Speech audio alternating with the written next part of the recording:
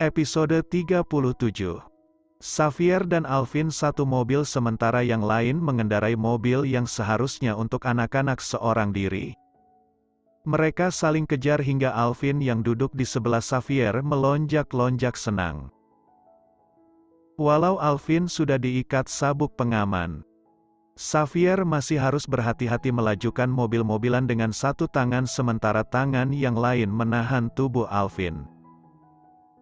Meski tidak berhasil membuat Aira dan Dennis berduaan, Sinta cukup puas karena sekarang Sinta dan Dennis sudah berbicara seperti semula. Tidak ada aksi saling diam dan menghindari lagi. Kalau boleh jujur, Sinta berharap Aira dan Dennis bisa bersatu dan terikat pernikahan. Tapi perasaan Aira tentu tidak bisa diabaikan. Seperti dirinya sendiri, hanya karena penasaran dia bersedia menikah dengan Xavier padahal sebelumnya dia telah banyak menolak lamaran. Di sini Aira sudah jelas mencintai lelaki yang namanya belum Sinta ketahui. Dan jika lelaki itu juga mencintai Aira, maka jalan terbaik adalah Dennis yang harus mundur. Jika tidak, kakaknya itu hanya sedang berbahagia di atas penderitaan dua orang. Tidak butuh waktu lama hingga kebahagiaan semu itu hancur tak tersisa. Seperti sebelumnya, Daryl masih bersikap datar dan tidak mau berbicara meski kini dia sudah kembali ke rumah. Tapi tentu saja itu karena ada mominya. Kebetulan sang Dedi juga ada di ruangan itu. Beberapa kali William tampak mengelus dada. Mungkin di mata orang lain termasuk Amy, dia seperti menahan sesak melihat kondisi putranya. Tapi sebenarnya William mengelus dada karena tidak habis pikir bahwa putranya sangat hebat berakting untuk membohongi semua orang. Yah, antara bangga dan kesal. Mom, biar Dedi saja yang menjaga Daryl. Mommy istirahat dulu, William menasihati. Tidak, Mommy masih ingin di sini. Amy menolak. Ayolah, Mom. Jangan sampai Mommy juga sakit. Daryl pasti tidak mau Mommy sakit. Lama Amy masih diam di tempat duduknya di kursi samping ranjang Daryl. Tapi kemudian ia berdiri untuk mengecup pipi putranya lalu mengecup pipi sang suami. Setelah itu Amy keluar dari kamar Daryl. Sekitar 10 detik berlalu, Daryl tidak juga bergerak ataupun bersuara hingga akhirnya William yang duduk di sofa agak jauh dari ranjang berdiri mendekati Daryl. Nak, sudah tidak ada orang. Apa sekarang kau berubah menjadi patung sungguhan karena telah membohongi momimu? William berkata dengan nada kesal.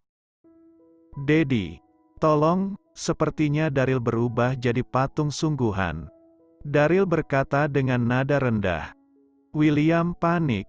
Dia langsung memegang kedua bahu Daryl lalu mengguncang tubuh putranya itu. Tapi tak lama kemudian, pemuda itu menggeliat untuk meregangkan tubuh.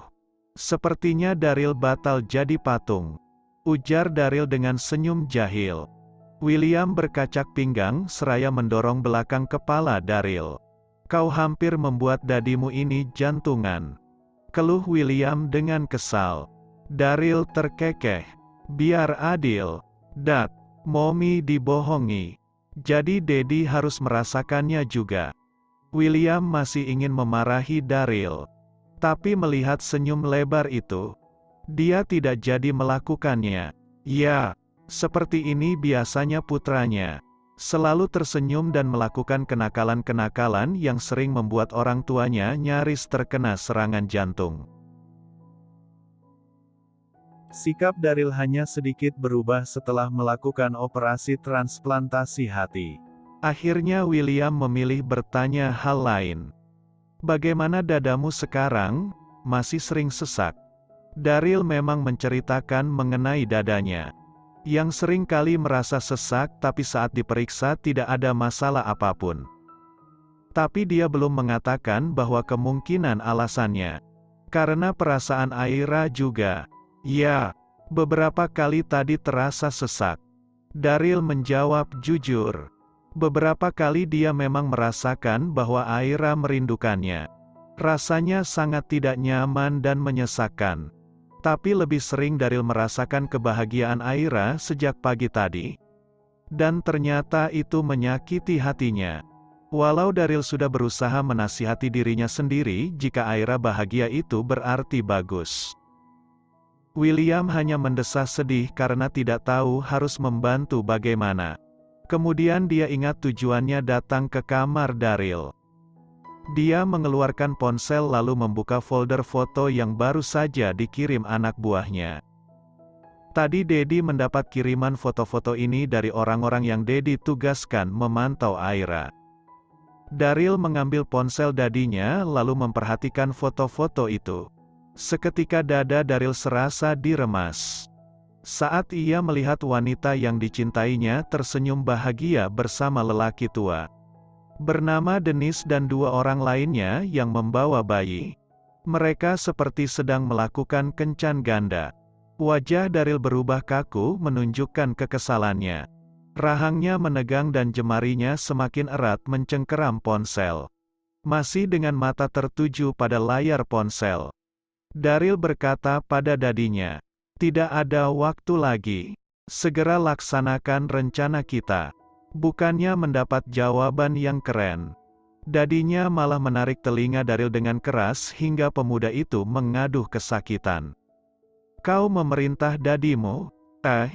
Bukan memerintah, Dad." Daryl meminta tolong. Remaja itu memberi alasan dengan wajah memelas. William mendesah lalu melepas jepitan jarinya di daun telinga Daryl. "Baiklah." Dan Daddy memiliki informasi lain. Lelaki yang juga ada dalam foto itu bernama Xavierus Abraham. Perusahaannya adalah mitra bisnis perusahaan kita. Ternyata istri Xavierus adalah adik kandung Dennis Anthony. Daryl kembali memperhatikan foto itu. Pantas saja mereka pergi bersama. Dan melihat keakraban mereka, Daryl juga makin yakin ada hubungan masa lalu di antara mereka. Mungkin bukan hanya dengan Dennis, tapi dengan adiknya juga. Daryl terlihat berpikir keras tapi lalu mengembalikan ponsel dadinya. Sepertinya Daryl harus mendekati Xavierus. Tapi tidak sekarang. Nanti saja. Otak Daryl berputar cepat memikirkan segala rencana. Dan William akan terus membantunya selama hal itu masih pantas dilakukan dan tidak membuat putranya depresi seperti beberapa waktu lalu. Menurut William, memperjuangkan Aira adalah perbuatan yang pantas. Dan tidak masalah Daryl lakukan karena Aira juga mencintai Daryl. Mereka berpisah hanya karena usia dan status sosial. Dua hal yang seharusnya tidak menjadi hambatan selama cinta di antara keduanya tidak saling menyakiti.